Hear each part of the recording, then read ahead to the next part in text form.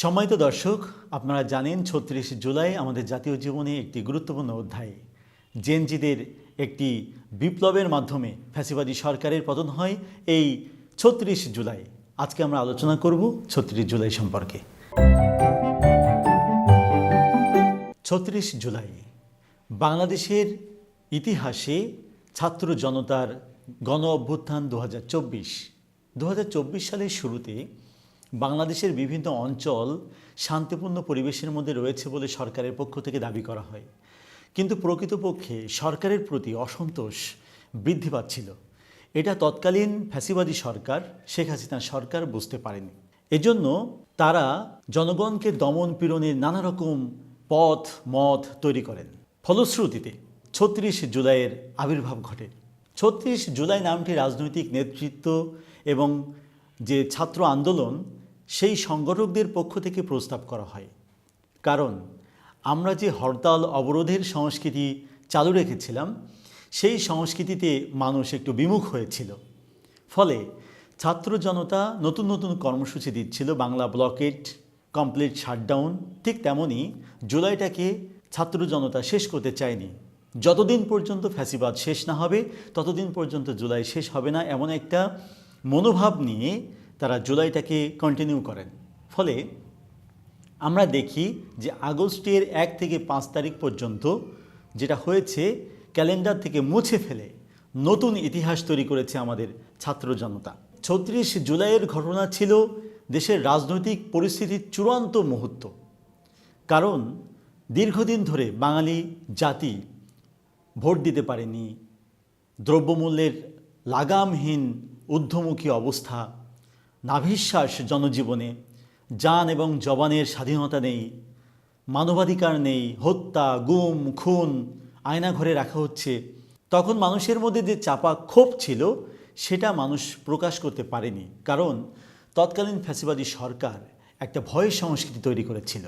এই যে পরিবেশ তৈরি হয়েছিল অভ্যুত্থানের, সেই পরিবেশে ছাত্ররা বৈষম্য বিরোধী আন্দোলন শুরু করেন। এই জেনজি তরুণ সমাজ তারা নতুন নতুন কৌশল দিয়ে নতুন নতুন পরিস্থিতি মোকাবেলার চেষ্টা করেছেন। সেখানে জনগণের, সাধারণ মানুষের ব্যাপক সমর্থন দেখা দেয়।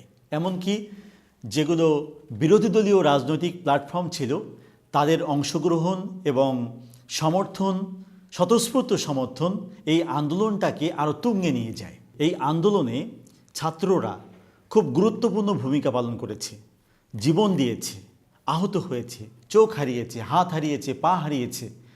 অর্থাৎ তাদের যে ত্যাগ, সীমাহীন ত্যাগ, ফ্যাসিবাদের বিরুদ্ধে তাদের যে লড়াই সংগ্রাম, সেটা বাঙালি জাতিকে আরও নতুন করে শক্তি যোগায়। ৩৬ জুলাইয়ের পুরো বাংলাদেশ ঐক্যবদ্ধ ছিল। যে সংগ্রামের পরিচয় তারা দিয়েছে সেখানে মূলত বাঙালি জনগণের শক্তি প্রদর্শিত হয়েছে। আন্দোলনকারীরা সারা দেশে প্রতিটি প্রান্তরে প্রান্তরে প্রতিরোধ গড়ে তুলেছে। সশস্ত্র বাহিনী এবং আওয়ামী সন্ত্রাসীদের গুলির মুখে তারা নির্ভয়ে লড়াই করেছে। এই যে জাগরণ, সেই জাগরণ কিন্তু আমাদেরকে নতুন করে জাগ্রত করে এবং ভবিষ্যৎ যে ফ্যাসিবাদ আসতে পারে তার বিরুদ্ধে আমাদের সোচ্চার হতে সাহস যোগায়। আমরা দেখেছি যে ৩৬ জুলাই ইতিহাসে একটি গুরুত্বপূর্ণ দিন হয়ে উঠেছে, একটি সংগ্রামের দিন এবং ভবিষ্যতের জন্য অনুপ্রেরণার। যদিও ক্যালেন্ডারে একটি নির্দিষ্ট তারিখ হিসেবে ৩৬ জুলাই নেই, কিন্তু জনগণের সংগ্রাম, চেতনা এবং যুগ যুগ ধরে এই প্রেরণা হিসেবে, প্রতীক হিসেবে ৩৬ জুলাই আমাদের মধ্যে অমলিন হয়ে থাকবে।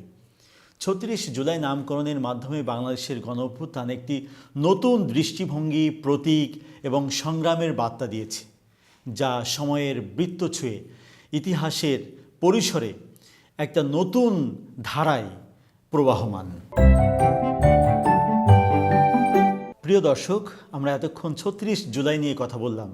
আবার দেখা হবে নতুন কোনো পর্বে, নতুন কোনো বিষয় নিয়ে।